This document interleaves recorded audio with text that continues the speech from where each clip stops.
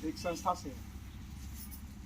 हमारा पर्पस है कि आपके यहाँ पे जो बीमारियाँ फैल रही हैं और जो घरों में पैसे खर्च हो रहे हैं स्वस्थ रहने के लिए, क्योंकि आज की डेट में अगर कोई पैसा कमाता है तो वो एक हिस्सा अपनी इलाज के लिए रख रहा है, राइट। और इलाज का अगर आप हिस्सा देखेंगे तो अगर 100 रुपये कमा रहे तो 50 रुपये आपकी दवाई में चले जा रहे हैं। ऐसा है?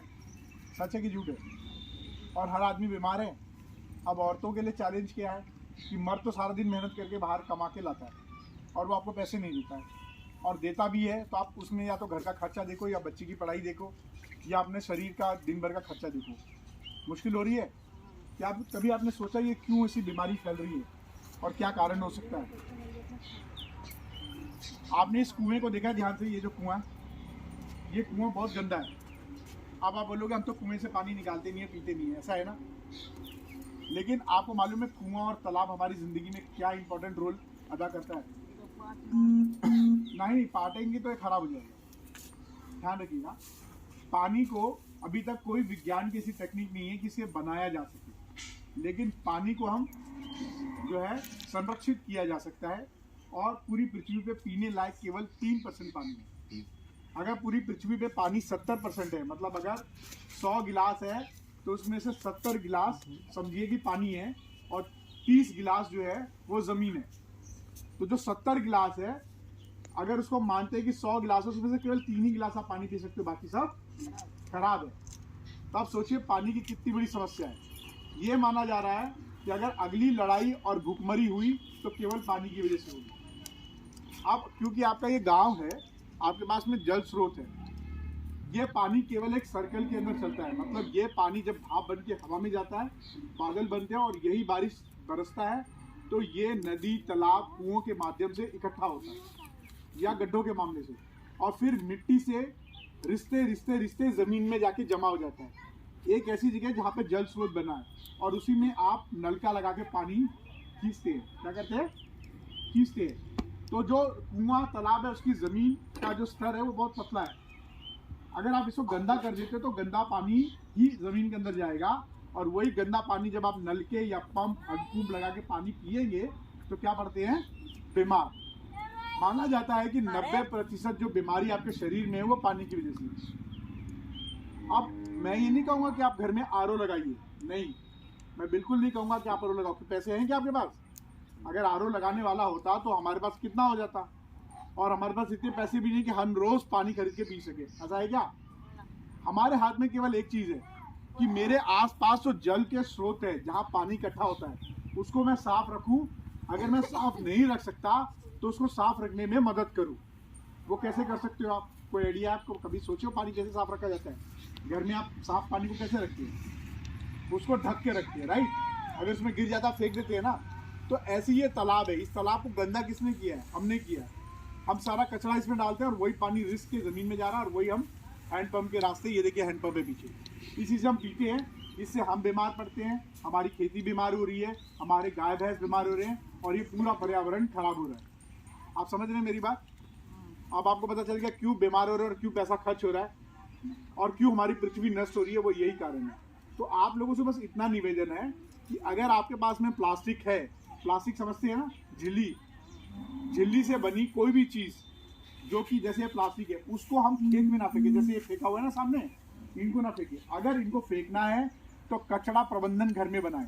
प्रबंधन मतलब उसको ठीक तरीके से एक जगह इकट्ठा करें और उसको एक जगह पे गड्ढा करके दबा दें, ताकि वो पूरे गांव में, पूरे तालाबों में, पूरे जल स्रोतों में ना फैले।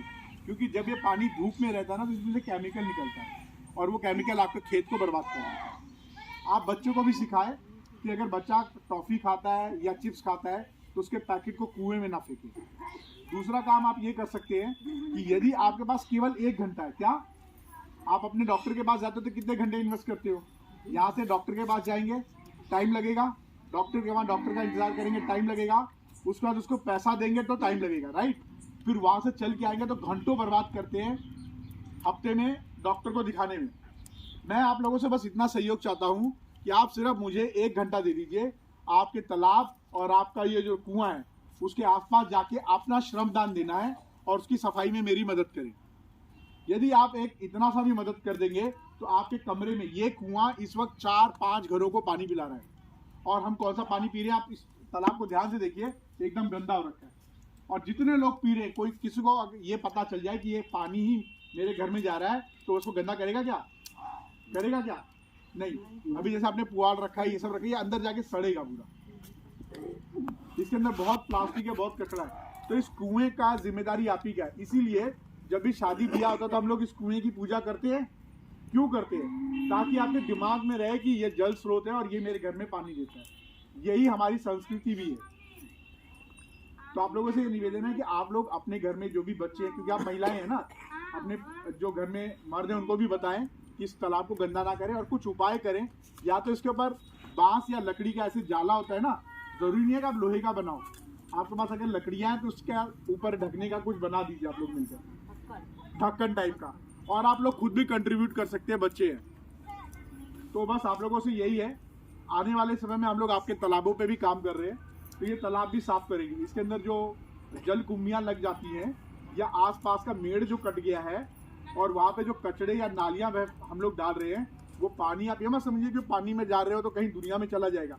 मैंने आपको पहले ही बताया, पानी कभी हम लोग बना नहीं सकते हैं, ये वापस घूमकर हमारे पास ही आता है। तो जो जमीन में जाएगा वही आप पी रहे हैं। तो याद नहीं, आप अगर आप उस पर टट्टी डाल रहे हैं तो टट्टी ही आप पियेंगे, सुसु डालेंगे तो सुसु पियेंगे। तो शौचालय का इस्तेमाल करें, पानी को गंदा ना करें और घर की नालियाँ उसमें ना बहाएं। अगर आपका प्रधान यहाँ पे सुक्का नहीं बना रहा है तो मैं आपकी मदद करता हूँ। प्रधान आपके यहाँ पे सुक्का बनाएगा, पूरे गांव का इकट्ठा एक जगह सुक्का बन जाए और पूरी गंदगी आए और वो पानी ज़मीन में, सुक्ते का एक तरीका होता है, उससे पानी फिल्टर होकर ज़मीन में जाएगा। ये कर सकते हैं आप लोग, ठीक है। और अगर आपको लगता है कि 1 एकड़ ज़मीन में, ठीक है, एक गाय के साथ में आपको सालाना 3 लाख रुपए की कमाई करना चाहते हो, यदि आप लोग इंटरेस्टेड रहेंगे, जो लोग मतलब अगर आपका उसमें सहमति होगी, तो मैं यहाँ पे एक वैज्ञानिक को लेकर आऊँगा जो आप लोगों को ट्रेनिंग देंगे और आप लोग अपनी उन्नत खेती कर सकते हो। आपके इस गांव का सबसे बड़ा बेनिफिट ये है कि ये शहर के नज़दीक है। अगर आप हरी सब्जी भी उगा के मार्केट में बेचते हैं तो बहुत पैसा आपको मिल सकता है। हम इसमें भी आपकी मदद कर सकते हैं। मैं अगली बार फिर आपसे मिलने आऊँगा। ये केवल जागरूकता के लिए। आपके बड़े सवाल थे, वो सवाल के लिए मैं चाह रहा था कि जो बच्चे रहें, वो बच्चे अगर मेरे साथ जुड़ते हैं तो मैं उनको और भी मदद कर सकता हूँ। तो ये सब आपके ऊपर है, हम आपको बता के जा रहे हैं। नेक्स्ट टाइम हम फिर मिलेंगे। यदि आपको लगता है कि वाकई में आपकी कुछ मदद कर सकता हूँ और आपको मेरे से कुछ मदद चाहिए, तो सामने स्वांता सुखाय सेवा प्रकल्प का ऑफिस है। बाबा विजय शंकर पांडे जी को जानते हैं आप लोग? हाँ, उनके साथ में मैंने बातचीत की हुई है। यदि आपको जैसी भी मदद चाहिए होगी, मैं यहाँ पे आके उस मदद को देने की कोशिश करूँगा। आप उस सेंटर पे जाके बता सकते हैं। आप दिन और समय तय कर लीजिए। इस समय हम सभी लोग इकट्ठा हो जाएंगे, आपके जितने घर के लोग मर्द हैं, और हम उनसे बातचीत करके उनकी मदद कर पाएंगे। इससे आपकी गरीबी दूर हो सकती है, बीमारी दूर हो सकती है और आपके बच्चों का भविष्य जो है सुनिश्चित हो सकता है। क्योंकि आपने जो भी किया है, किसके लिए किया है? मेरे लिए तो किया नहीं है। आपने क्या अपने लिए किया? अम्मा ने कभी नहीं। इन्होंने सारी ज़िंदगी अपने बच्चों को पाला है और अपनी सारी ज़िंदगी बच्चों को देना है, तो बच्चे को क्या दे के जाएंगे आप? तो अच्छी एजुकेशन के लिए पैसा चाहिए ना, तो पैसा कमाने का जो भी तरीका है वो हम लोग वहाँ पे डेवलप करेंगे, ठीक है। तो इसी के साथ मैं नमस्कार करता हूँ। हमारे बीच में professor doctor Rajesh Tiwari sir है, अपना समय निकाल के लाए थे गांव में बात करने के लिए। लेकिन बड़ा अच्छा लगा कि केवल महिलाएं हैं जो हमारी बातें सुन रही हैं। आप में से किसी का कोई प्रश्न है, कोई पूछना चाहते हैं, कोई क्वेश्चन? सर ये बताएं, हर जगह आप जा सकिए ना? मैं कहीं जा सकता हूँ। हाँ, जैसे यहाँ एक गांव है, हमारे यहाँ भी बगल में है, बिल्कुल मैं आपके गाँव आऊँगा, ठीक है। मैं आपका नंबर ले लेता हूँ, है ना।